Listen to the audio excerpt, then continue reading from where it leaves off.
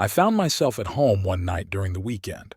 My parents were out of town and I was returning from a canceled sleepover at a friend's house.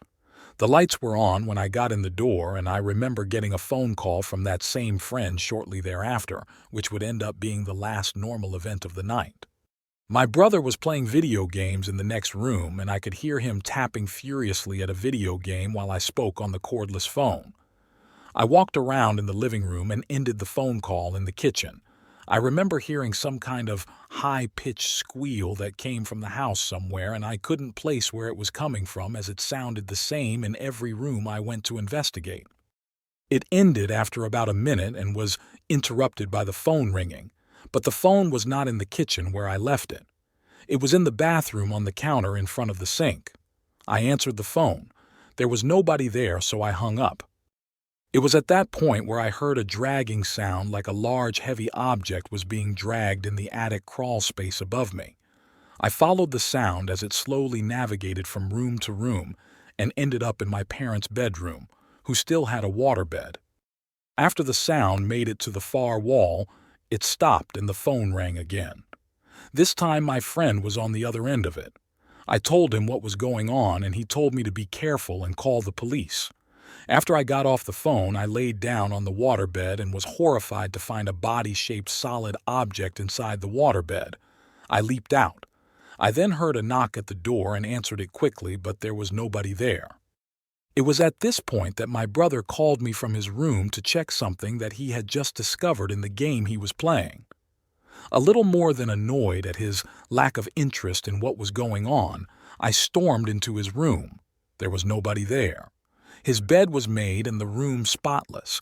Neither the console nor the TV was on, and the controller was wrapped and unplugged. There was no way he could have hid and cleaned his room in the few seconds it took me to make it from the front door to his room. I had been alone the entire night, hearing for 20 straight minutes my brother playing a game that he was not present to be playing. The phone rang again, but again, it was not where I left it. This time it was resting on the kitchen counter where I originally had left it, so I walked through the entire house to answer it. It was my friend calling again, this time saying that the call was dropped for some reason and he was calling me back. I explained what just happened and there was another knock at the door. Since I was standing right next to it, I peeked out the window within 2 seconds of the knock and there was nobody there. At this point, I opened the door and stepped onto the porch to make sure I didn't see anyone running away, as I had a large, wide-open yard and there wasn't anywhere to hide. I walked into the yard to look around but didn't find anything. I found myself engaged in several more minutes of talking before my friend got off the line, and it was at that moment when I realized that the place I had been staring at while talking were 2 very large black reflective eyes looking back at me. The figure was tall and lanky, and stood only 10 feet or so from me in the shadow cast by the front garage. The most notable feature was that he wore an inhumanly large smile, and he was grinning with oily metallic teeth literally from ear to ear. Despite me staring directly at him for more than 5 minutes, I pretended I didn't notice him, and through willpower alone, made it inside the house without running as fast as I could. Instead, I walked calmly. I remember feeling that if I ran, he would chase me, and somehow knew that he would have caught me easily. I barricaded myself in my room the rest of the night and didn't fall asleep until the sun rose the next morning and my parents were home. Nothing like that had ever happened to me before that, and nothing like that has happened since.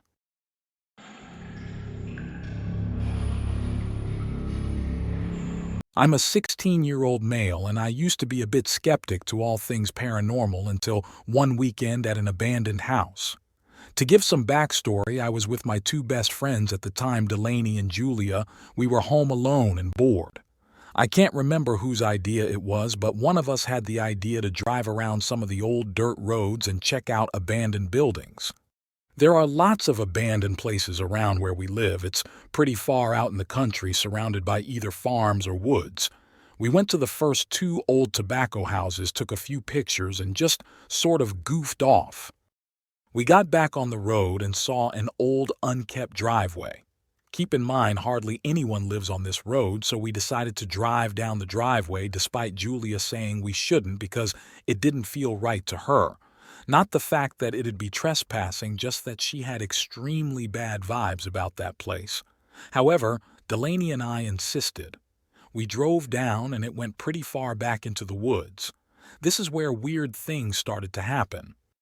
We parked the truck in a little clearing and noticed an abandoned house in the distance. However, before we got out of the truck, the front sensor went off beeping like crazy. Then the back one went off.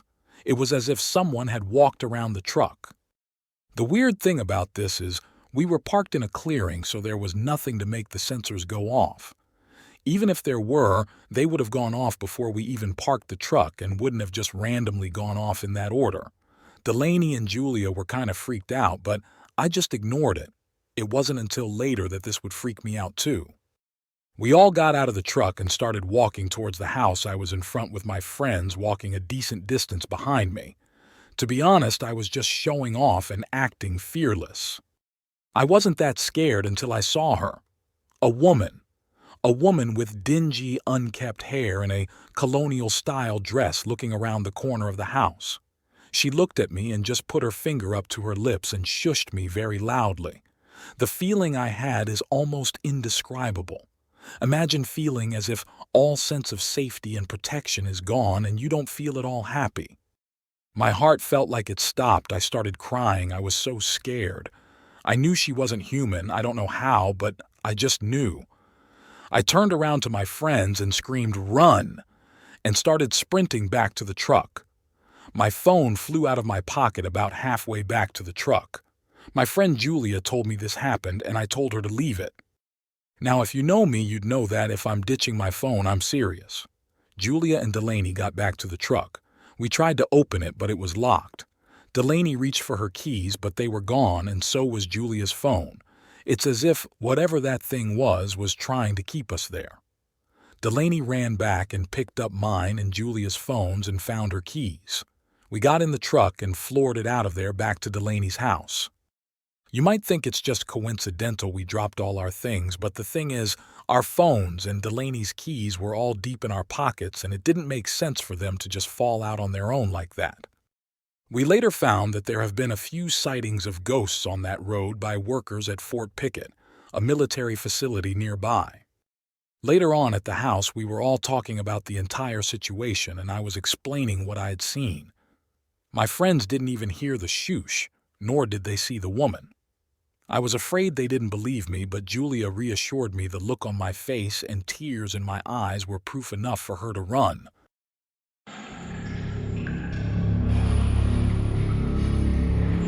The following is a true experience. I've never actually written this down before, and I don't know if anyone has experienced this too.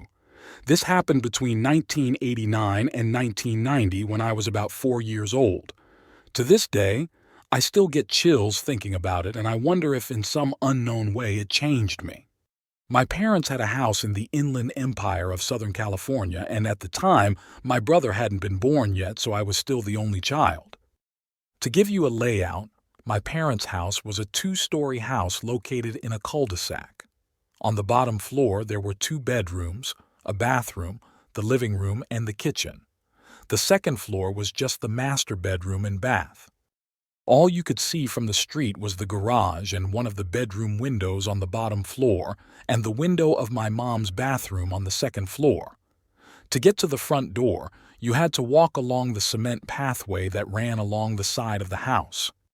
You had to pass the first bedroom that was visible from the street, then you passed the bathroom window and then another bedroom window.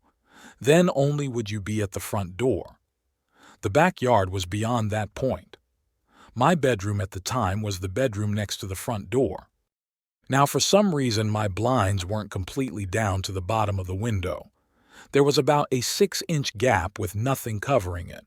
I was pretty young, so I didn't really care much about it. The bed was in the center of the wall across from the bedroom door, and to the left was the window.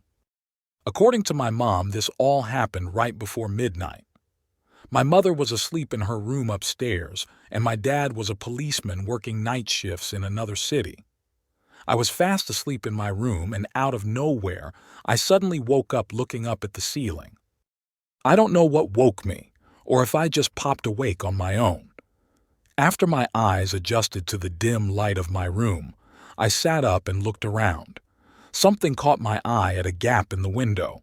At first I thought it was the street light reflecting on the window, but I knew for a fact that there was only one street light, and what I was looking at were two obvious glowing spots that were spaced apart as if on someone's face. Then I thought, is that a cat looking at me? And yes, I vividly remember thinking these things, trying to debunk this at 4 years old. Then I remembered that my cat Chelsea's eyes would reflect at night. But this looked different than that. The cat's eyes would almost have different colors when reflected.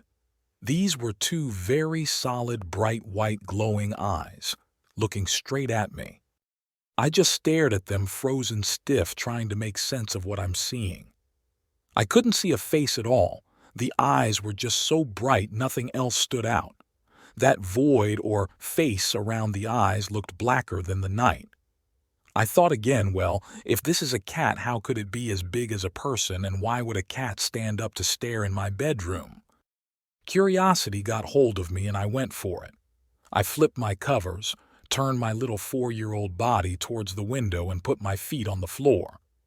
This is the moment the creepiest thing happened, and it will forever be burned into my brain. I got off the bed and got on my knees to get a closer look at this so-called cat.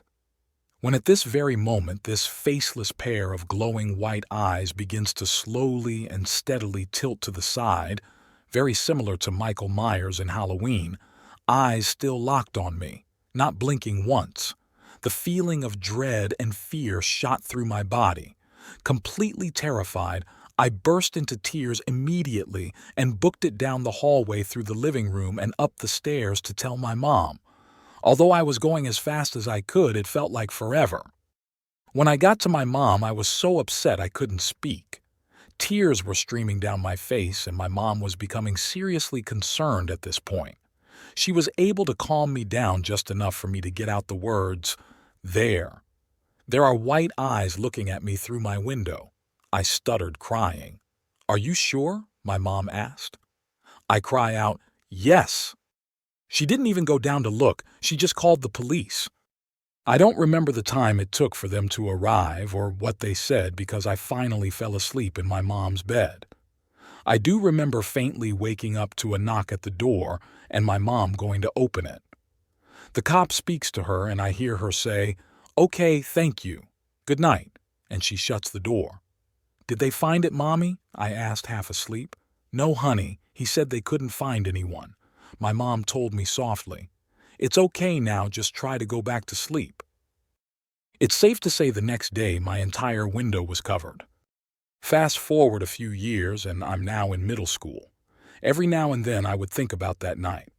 Sometimes I wonder if it was real, whether those eyes were really there, those unforgettable white eyes. One day a random thought came up and I asked my mom if she remembered that night. She tells me, "Yes, of course. Why?" "I don't know. Just wondering, I guess," I said.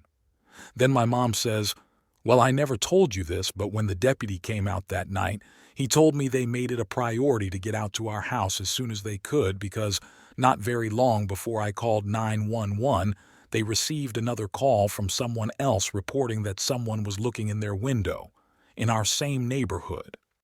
Hearing that sent chills down my spine, and to this day I wonder who or what was looking at me that night.